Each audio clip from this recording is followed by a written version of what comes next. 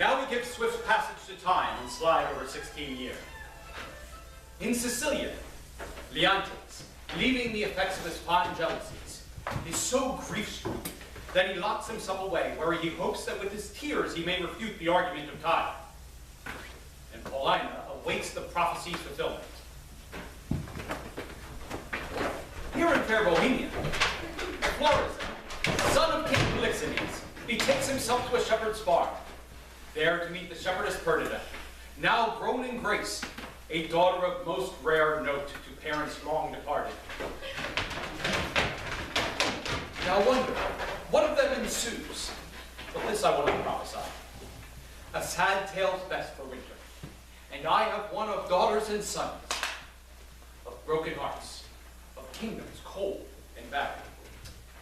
I pray thee, good Camilla, be no more importunate. 'Tis a sickness denying thee anything, a death to grant this. It is 16 years since I saw my country.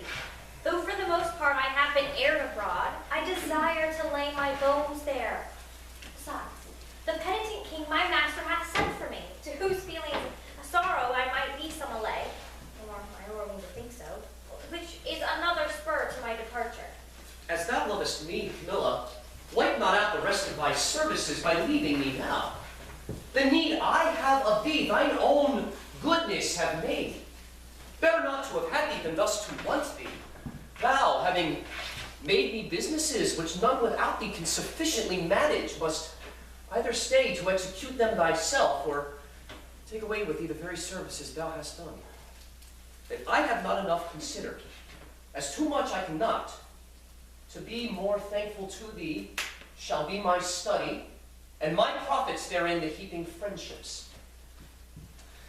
Of that fatal country Sicilia, prithee, speak no more, whose very naming punishes me with the remembrance of that penitent, as thou callest him, and reconciled king my brother, whose loss of his precious queen and children are even now to be afresh lamented. Say to me, when sawest thou the Prince Florizel, my son? Kings are no less unhappy. Their issue not being gracious than they are in losing them when they have approved their virtue. Sir, it is 3 days since I saw the prince. What his happier affairs may be are to me unknown, but I have missingly noted that he is of late much retired from court, and is less frequent to his princely exercises than formerly he hath appeared. I have considered so much, Camilla, and with some care. So far as I have eyes under my service, which look upon his removedness, from whom I have this intelligence, that he is seldom from a house of the most homely shepherd, a woman, they say, that from very nothing and beyond the imagination of her neighbors is grown to a great estate. I have heard, sir, of such a woman. And it's likewise part of my intelligence, but I fear the angle that plucks our son thither. Thou shalt accompany us to this place where we will, not appearing what we are, have some question with this shepherd, from whose simplicity I think it not uneasy to get the cause of my son's resort thither. Prithee, be my present partner in this business, and lay aside thoughts of Sicilia. I willingly obey your command. My best Camilla. Come! We must disguise ourselves.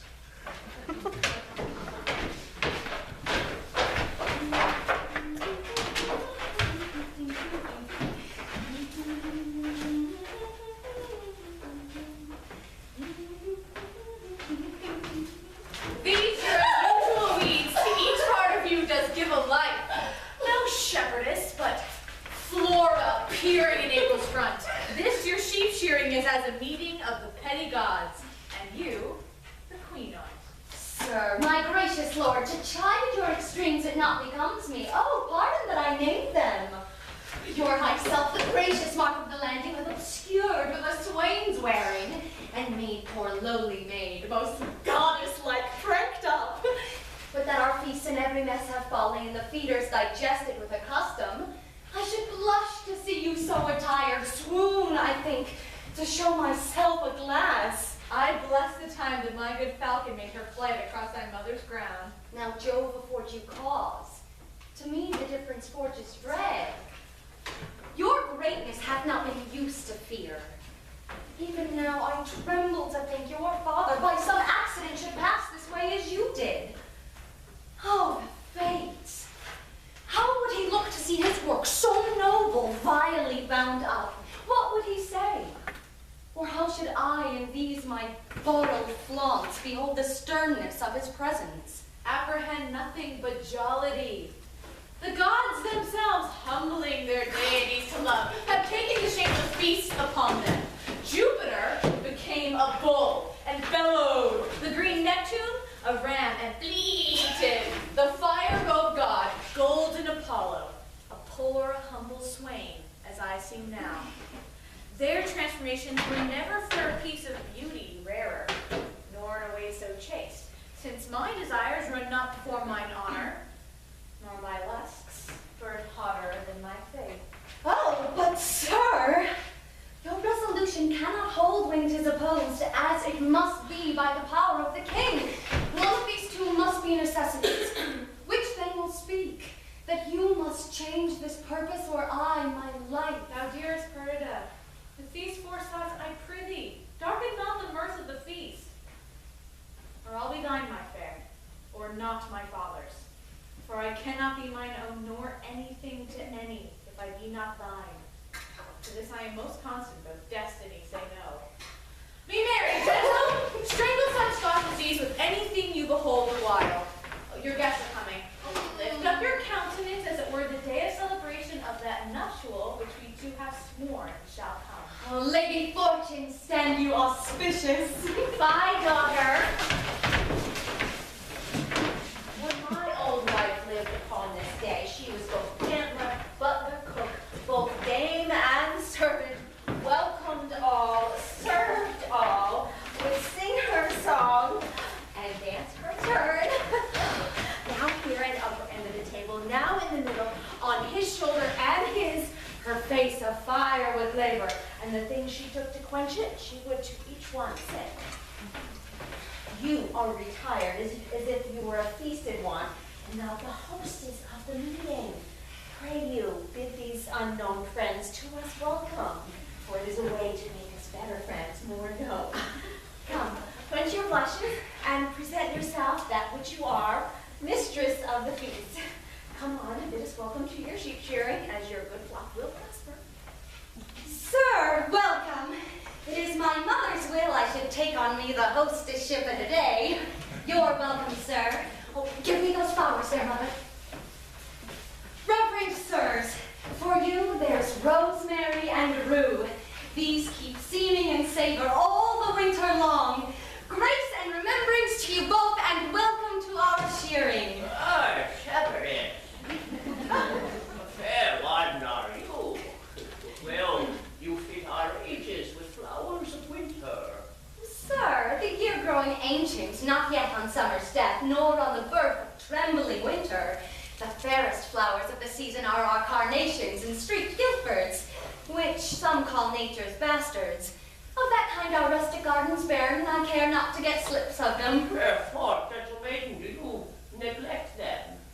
For it is said there is an art which in their piedness shares with great creating nature. Oh, say there be, but nature is made better by no mean, but nature makes that mean. So, or the art which you say adds to nature is an art that nature makes. You see, sweet maid, we marry a gentler scion to the wildest stock, and may conceive a bark of baser kind by bud of nobler race. Now, this is an art that does make nature, change it rather, but the art itself is nature. So it is. Well then, maybe your thought in rich and gillivores, do not call them bastards. I'll not put a shovel in the earth to set one slip of them. No more were I painted, I would wish this youth should say 'twere well, and only therefore desire to breed by me. Here's flowers for you, hot lavender, mint, savory, and marjoram. The marigold that goes to bed with the sun and with him rises weeping. These are flowers of middle summer, and I think given to men of middle age. You're welcome, sir. I should leave grazing where I have your flock and live only by gazing. Oh, out, alas! You would be so lean that blast of January would blow you through and through. Oh, now my fairest friend. Would I had some flowers this spring that might become your time of day. The daffodil that comes before the swallow dares and takes the wings of March with beauty. Violets dim but sweeter than the lids of Juno's eyes or Cytherea's breath. Pale primrose that die unmarried ere they can behold bright Phoebus and his strength.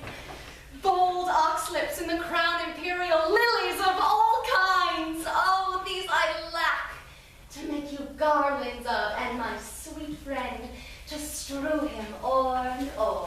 What, like a corpse? No, like a bank of love to lie and play on, not like a corpse. For if, not to be buried, but quick and in mine arms. Come, take your flowers. Oh, methinks I play as I have seen them do in wit some pastorals. Sure, this robe of mine does change my disposition. What you do still betters what is done. When you speak, sweet, I would have you do it ever.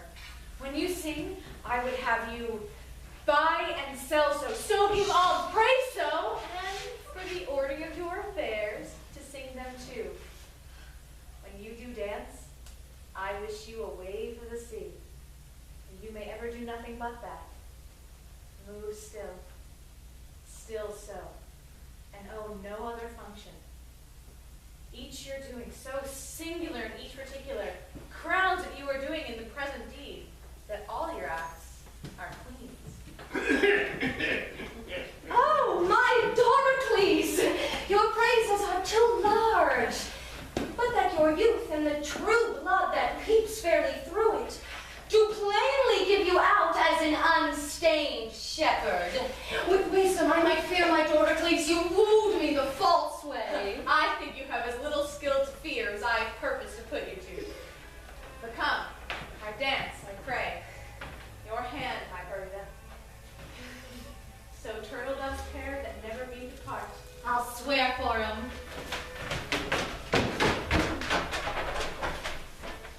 This is the prettiest low-born lass that ever ran on the green sward. Not that she does or seems, but smacks of something greater than herself.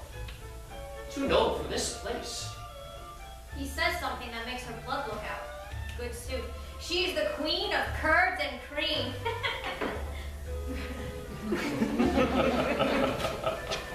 Pray, good shepherd, what fair swain is this which dances with your daughter? They call him Doricles, and boasts himself to have a worthy feeding. But I have it upon his own report, and I believe it. He looks like sooth.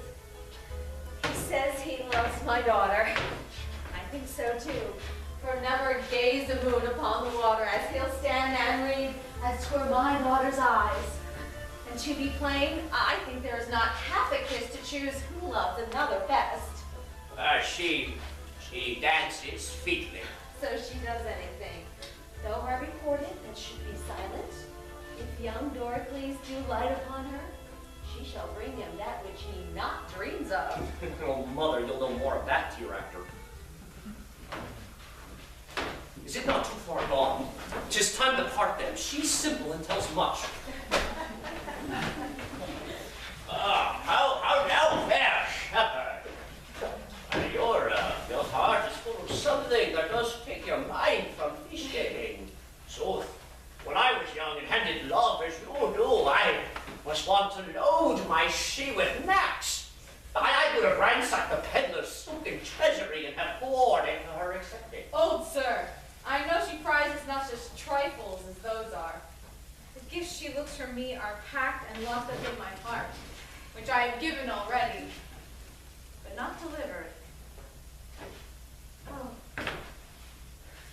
Hear me my life before this ancient sir, who it seemed has sometime loved.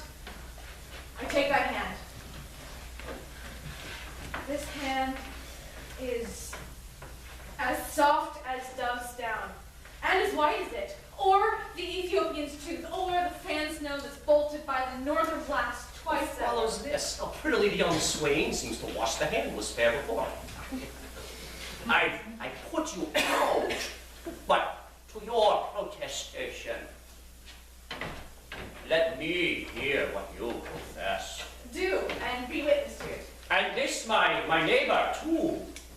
And he, and more than he, and men, the earth, the heavens, and all, that were I crowned the most imperial monarch, thereof most worthy, were I the fairest youth to ever make eye swerve, had force and power that never was man's, I would not prize them without her love. For her employ them all, commend them or condemn them to her service, or to their own perdition. Fairly offered. This shows a sound affection. But daughter, say you the like to him? I cannot speak so well, nothing so well, no, nor mean better. By the pattern of my own thoughts, I cut out the purity of his. Take hands, a bargain. And friends unknown, you shall be witness to it. I give my daughter to him and will make her portion equal his. Oh, that must be the virtue of your daughter. One being dead, I shall have more than you can dream of yet. Enough then for your wonder. But come on, contract us for these witnesses. Your hand. And daughter, yours. Soft, sway a while, beseech you. Have you a father? I have, but what of him? Knows he of this? He neither does nor shall. Oh, methinks the father is at a nuptial of his son, a guest that best becomes the table. Pray once more, is not your father grown incapable of reasonable affairs? Is he not stupid with age and altering robes? And he speak, here, no man from man dispute his own estate. Lies he not bedridden, again does nothing but what he did being childish? No, good sir. He has his help and ampler strength indeed than most have of his age. Oh, by my white beard, you offer him, if this be so a wrong, something unfilial. Reason my son should choose himself a wife, but as would reason a father, all whose joy is nothing else but fair posterity, should hold some counsel in such a business. I yield all this, but for some other reasons, my grave sir, which 'tis not fit you know, I not acquaint my father of this business. Let him know it. He shall not. Prithee, let him. He must not. Tell him, my son. He need not grieve at knowing of thy choice. Come, he must not. Mark our contract. Mark your divorce, young sir, whose son I dare not come. Thou art too base to be acknowledged. Thou, a scepter's heir that thus affects a sheephawk, and thou, old traitor, I'm sorry that by hanging thee I can shorten thy life but 1 week. Now, fresh piece of excellent witchcraft, who of force must know the royal fool thou copest with. Oh, my heart. I'll have thy beauty scratched with briars and made more homely than thy state. And for thee, fond boy, if I may ever know thou dost but sigh, that thou shalt no more see this knack, as never I mean thou shalt. We'll bar thee from succession, not hold thee of our blood, no, not our kin. Far then to Calion